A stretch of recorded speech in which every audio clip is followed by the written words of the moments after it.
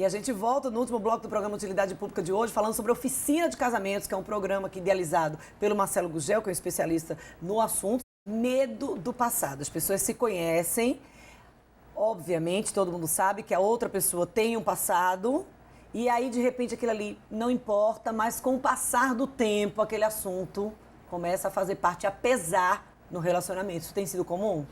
Também, na realidade, lidar com o passado não é uma coisa simples para muita gente, né? O passado ele tem um significado, muitas vezes, para algumas pessoas, de dor, né? E como eu falei, o cérebro ele é treinado para lidar com isso. Ele é especialista em detectar dor porque ele é especialista em sobrevivência. A gente precisa sobreviver e para sobreviver a gente precisa identificar onde é que está a dor. Então, nosso cérebro tem esse viés. E o passado, às vezes, ele tem esse viés também de dor. São memórias e lembranças que atrapalham, né? Que causam algum tipo de desconforto. E aí é muito fácil a gente ir buscar, porque o cérebro é especialista nisso. E aí a pessoa vai buscar as dores do passado e, às vezes, muitas vezes, trazem para o presente e termina interferindo, porque você traz uma frequência de vibração negativa para o relacionamento. Às vezes é aquela história de passar na cara, eu fiz, agora você me faça também, né? Eu dei, agora você me dê também. Isso é um outro grande problema dos relacionamentos, né? É a reciprocidade. Eu dou esperando receber. Não é aquela gentileza gratuita. É Exatamente. Aquela gentileza cobrada. Exatamente. Ela vem com um boleto ali de cobrança. Exatamente, às vezes com juros. Então, é um dos sabotadores que a gente tem também. A gente dá esperando receber. Mas quando eu dou esperando receber, eu crio uma expectativa. E se essa expectativa não é atendida, eu me frustro. E aí eu já jogo um pontinho negativo para dentro do relacionamento. Agora, imagine que todas as vezes que você dá, você espera receber. Então imagine quantas vezes você pode se frustrar ao longo de sua vida de casal, né, por conta dessa perspectiva de reciprocidade, né? É importante que os dois se doem para o relacionamento, né? Não é, se só um se doar também não fica um relacionamento sadio. É importante que os dois se doem, mas que os dois se doem de forma gratuita. É importante essa consciência, né? Sim, Marcelo, mas quando não houver isso, só eu dou e ele não me doa. Aí entra a importância da comunicação, que é o módulo 5 do programa, né? Você aprender a se comunicar, a expor o que você sente, as suas necessidades, sem ser de uma forma ofensiva, sem ser de uma forma agressiva, sem críticas, sem julgamentos, sem comparações com outras situações externas, sem generalizações. O que é generalização? Às vezes a pessoa faz algo certo, né?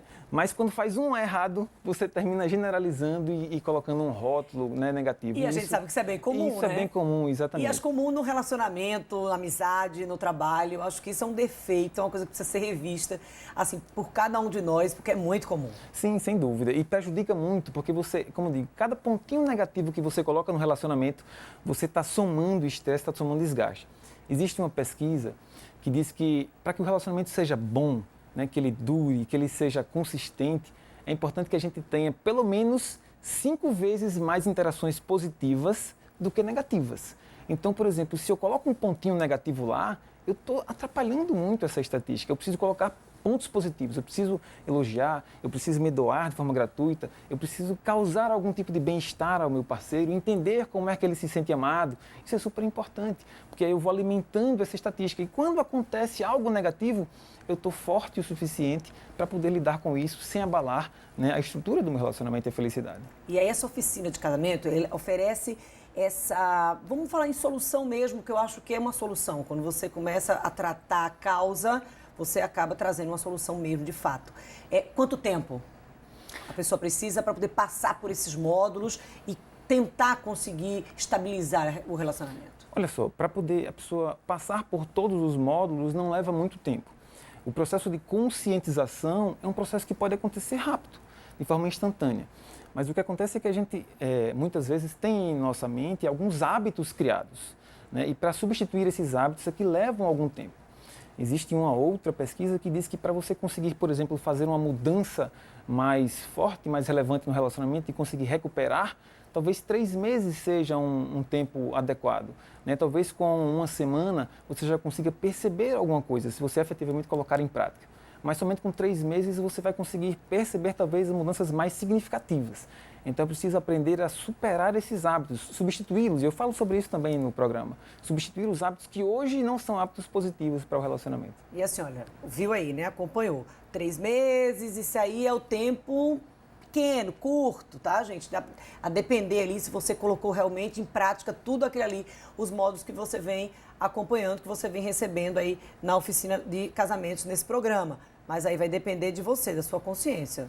Isso aí pode demorar mais tempo, a depender do envolvimento, do nível de comprometimento de cada um que se engaja no programa. Sim, sem dúvida, né? E um dos bônus que eu coloco no programa foi exatamente pensando nisso. É o bônus construtor de resultados. A gente sabe que em qualquer processo de transformação é comum haver os obstáculos, é comum haver as resistências, é comum que o cérebro ele nos coloque em algumas ciladas. Isso é comum dentro de um processo de transformação. Então, sabendo disso, eu coloquei lá talvez as principais ciladas que você pode encontrar ao longo desse processo de transformação para que você não caia, para que você não desista, né? Para que você não pare no meio do caminho e consiga efetivamente chegar no final da transformação. Um exemplo? Olha, e uma das principais ciladas que a gente tem é o seguinte, eu quero, por exemplo, transformar o meu casamento, ou então eu quero começar uma dieta, eu quero fazer uma atividade física constante e regular. Isso é uma necessidade sua. Aí você começa a fazer, você entra em ação. O seu cérebro ele entende que você já deu um passo. Eu dei um passo, então ele não consegue avaliar se o passo que você deu é suficiente para resolver o problema. E aí ele relaxa. E muitas vezes você termina, não, eu já fiz alguma coisa, tá bom, não, vamos para frente, depois talvez eu faça outra coisa, e você termina desistindo. Então, essa cilada é muito comum porque eu desisto porque eu já satisfiz a minha consciência inicial, a necessidade de consciência, entendeu? As pessoas dão feedback do resultado aí dessa oficina? Sim, com certeza. A gente recebe os comentários, né, os depoimentos, e assim, o resultado tem sido muito positivo. O resultado tem sido muito positivo. Eles conseguem perceber, né, essa necessidade de entrar em conscientização e lidar de uma forma melhor com os pensamentos e com os impulsos emocionais. Então, ficou curioso? Vai lá, www.oficinadecasamentos.com.br e procura lá, pesquisa, lá tem vários módulos, tem a história do bônus, e aí tem todo o pacote que você pode ter acesso tudo online, não é presencial, tá, gente? Marcelo, muito obrigada pela presença aqui no Utilidade Pública e parabéns por esse trabalho. Não é fácil, é uma missão muito difícil, até pela particularidade de cada relacionamento. Com certeza, Dani, muito obrigado. Na realidade, eu faço por paixão, faço por amor, então para mim é uma grande felicidade. É lazer, né? É lazer. Virou um hobby também. Hoje, quinta-feira, a gente tem o quadro Fica a Dica. Vocês acompanham a partir de agora e a gente volta a se encontrar amanhã aqui na sua TV Peripê, no mesmo horário, a partir das 18 horas. Eu espero você.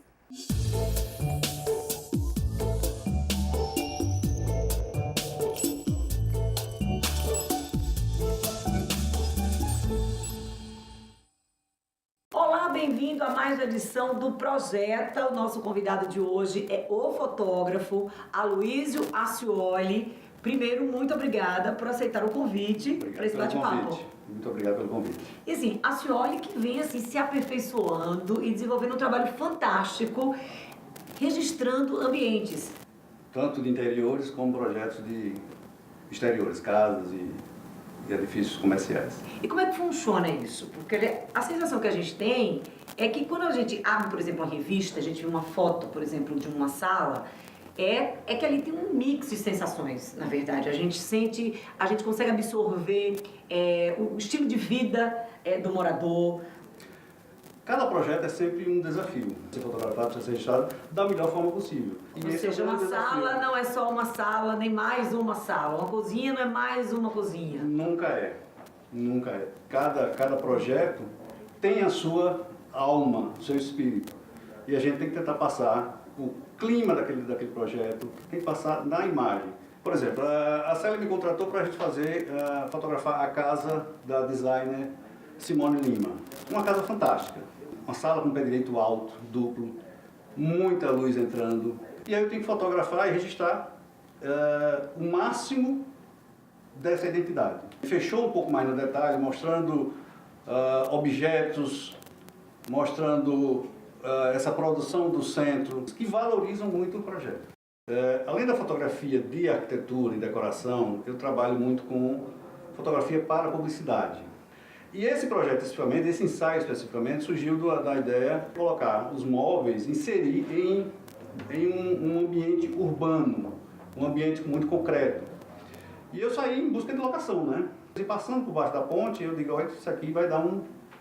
Além de concreto, você tem os grafites. Então, essa junção dos móveis de design com esse espaço urbano ficou fantástico.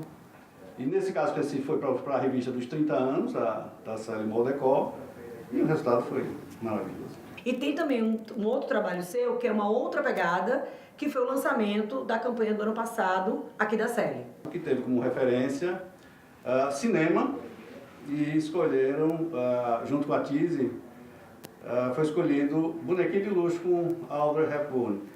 Então foi um projeto bacana, porque aí você tem que mesclar a fotografia o retrato com o ambiente, mesclar o clima do cinema no ambiente da coleção de 2016. Sim, eu tenho pouco mais de 20 anos de fotografia.